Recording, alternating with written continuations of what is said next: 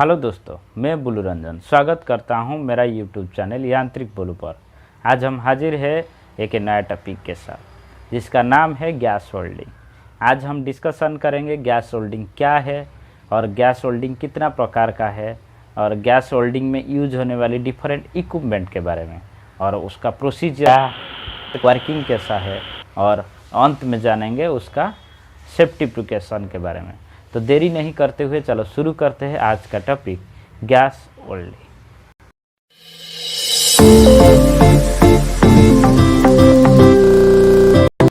Gas holding क्या होती है?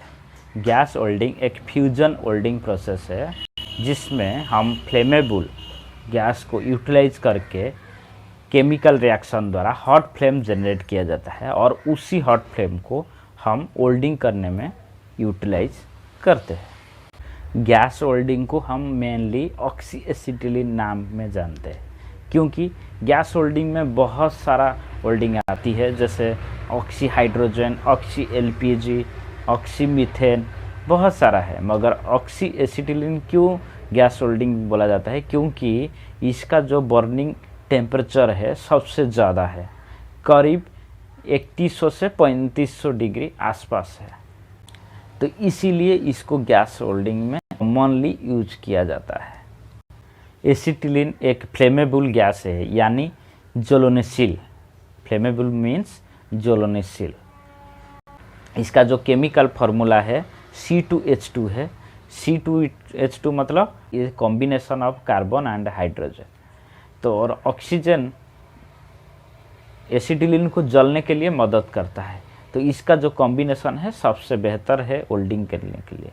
इक्विपमेंट रिक्वायर्ड में पहला नंबर पर है सिलेंडर। एसिटिलीन और ऑक्सीजन को स्टील का कंटेनर में हाई प्रेशर में भर के रखा जाता है और ये दोनों सिलेंडर को हर टाइम अपराइट पोजीशन मतलब स्ट्रेट खड़ा करके रखना पड़ता है।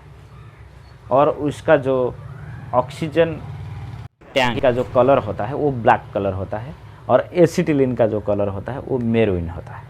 और टैंक जो प्रेशर होता है 150 kg पर सेमी स्क्वायर होता है और एसिटिलीन टैंकी का जो प्रेशर होता है 16 ओनली 16 kg पर सेमी स्क्वायर है। और जब टैंक यूज नहीं किया जाता है, जब होल्डिंग नहीं होता है, उस टाइम पर उसका जो भाल्व का कैप कवर करके रखना पड़ता है। प्रेशर रेगुलेटर होल्डिंग करने के लिए ऑक्सीजन और एसिटिलीन लो प्रेशर में ज़रूरत पड़ता है। टैंक फिल हुआ है वो हाई प्रेशर में फिल हुआ है, तो इसीलिए जो गैस मिक्सिंग चैम्बर से पहुंचने से पहले हमको लो प्रेशर में छोड़ना पड़ता है। तो उसको रेगुलेट करने के लिए रेगुलेटर का ज़रूरत पड़ता है। तो ऑक्सीजन और एसिटिलीन दोनों सिलेंडर के लिए 2 रेगुलेटर का ज़रूरत पड़ता है। ये जो रेगुलेटर है ये ऑक्सीजन और एसिटिलीन को रेगुलेट करके मिक्सिंग चैम्बर तक छोड़ता है और ये दोनों कॉपर का बनाया जाता है और रेगुलेटर में 2 गेज लगाया जाता है। एक गेज सिलेंडर का अंदर में कितना प्रेशर है उसको बताता है और दूसरा गेज है वो होल्डिंग करने के लिए कितना ज़रूरत पड़ता है उसमें शो करता है। और दोनों कॉपर का बना जाता है और एसिटिलीन का जो गेज होता है उसका जो होस पाइप का कनेक्टर होता है उसमें नोच कटा जाता है, जैसे आप फिगर में देख पा रहे होंगे, क्योंकि आइडेंटिफाई करने के लिए कौन सा वाला ऑक्सीजन का कौन सा एसिटिलीन का। और जो एसिटिलीन का है वो लेफ्ट हैंड थ्रेड होता है और जो ऑक्सीजन का होता है वो राइट हैंड थ्रेड होता है। रबर होसेस, आपका घर में जो एलपीजी का टंकी से और गैस जो स्टोव तक जो पाइप कनेक्ट होता है उसको रबर होसेस बोला जाता है। वो जैसा ही है वैसा ही है इसमें। ये जो सिलेंडर ऑक्सीजन और एसिटिलीन सिलेंडर से टॉर्च तक ये गैस को पहुंचाता है, एक गैस को कैरी करता है।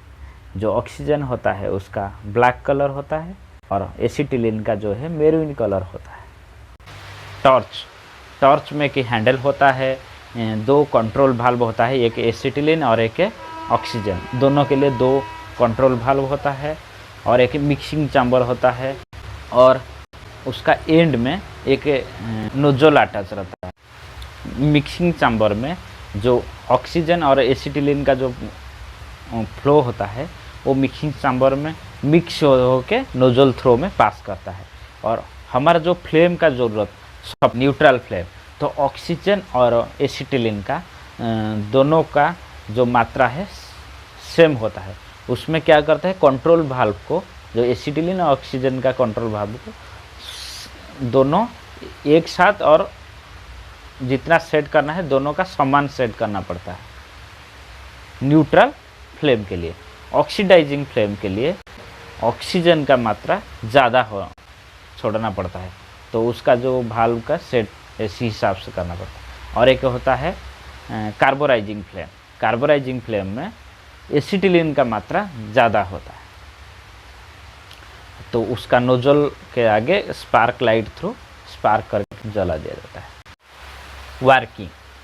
वार्किंग करने से पहले हम पूरा जो इक्विपमेंट होता है, सिलेंडर और उसका जो वाल्व है, सब प्रॉपरली टाइट कर लेंगे। इसमें कोई भी लीक नहीं होना चाहिए।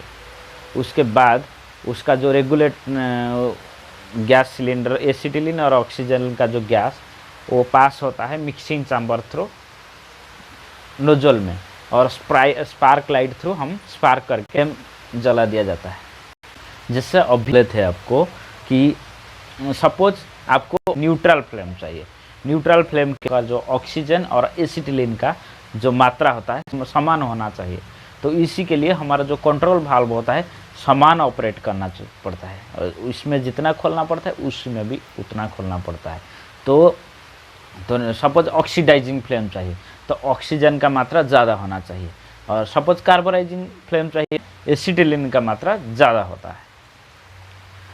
तो ये जो फ्लेम होता है, ये जो मेटल का कौन सा टाइप का मेटल वेल्डिंग होगा और उसका थिकनेस का कंडीशन क्या है, उसी का ऊपर डिपेंड करता है कि कौन सा फ्लेम चाहिए।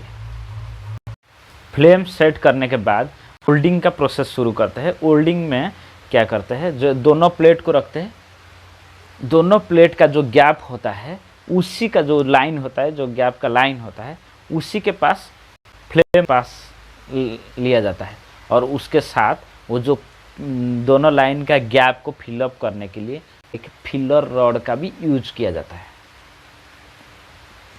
तो उस फिलर रॉड का जो एंगल होता है वो 30 से 40 डिग्री होता है। वो डिपेंड करता है कौन सा टाइप का वेल्डिंग किया जाता है, तो उसका जो एंगल होता है 30 से 40 डिग्री होता है। तो फ्लेम के साथ फिलर रॉड एक साथ मूवमेंट करता है। फ्लेम और फिलर रॉड मूवमेंट होने के बाद दोनों प्लेट एक दूसरे के साथ जॉइंट हो जाता है, क्योंकि वो जो मेल्टिंग और सॉलिडिफिकेशन प्रोसेस होता है उसमें प्लेट और फिलर रॉड का जो मेल्टिंग और सॉलिडिफिकेशन होता है उसी में एक प्लेट दूसरे के साथ जॉइंट हो जाता है। एप्लीकेशन, ये थीन मेटल व पतला मेटल को जॉइन करने के लिए प्रयोग किया जाता है। इसका प्रयोग फेरस या नॉन फेरस मेटल को जॉइंट करने के लिए यूज किया जाता है, या वेल्डिंग करने के लिए यूज किया जाता है। फेरस या नॉन फेरस, फेरस या फेरस हो, नहीं तो फेरस नॉन फेरस हो, और नॉन फेरस फेरस हो, इसको जॉइंट करने के लिए गैस वेल्डिंग प्रयोग किया जाता है। इसका प्रयोग शीट मेटल फैब्रिकेशन में भी होता है। इसका प्रयोग एयरक्राफ्ट इंडस्ट्री में भी होता है। Safety precaution, accident start when safety ends. Gas welding के टाइम में आप फायर रेजिस्टेंस क्लॉथ्स और ग्लोव्स एप्रॉन यूज करना चाहिए। जब आपको एक माइनर लीकेज भी निकलता है, एक माइनर लीकेज भी तुरंत रेक्टिफाई करना चाहिए। ब्लैक होस पाइप ऑक्सीजन के लिए और मेरुइन होस पाइप एसिटिलीन के लिए यूज़ करना चाहिए। कभी भी ब्लैक फायर नोटिस होता है, पहले आप एसिटिलीन कंट्रोल वाल्व पहले बंद कर दीजिए, उसके बाद ऑक्सीजन बंद कीजिए और तुरंत में रेगुलेटर को बंद कर दीजिए। आज का टॉपिक आपको कैसे लगा कमेंट करके ज़रूर बताइए, और हमारा चैनल यांत्रिक बोलो को आप सब्सक्राइब नहीं किए तो ज़रूर सब्सक्राइब कीजिए। फिर मिलते हैं और एक नया वीडियो नया टॉपिक के साथ। तब तक के लिए बाय बाय, टाटा, नमस्ते।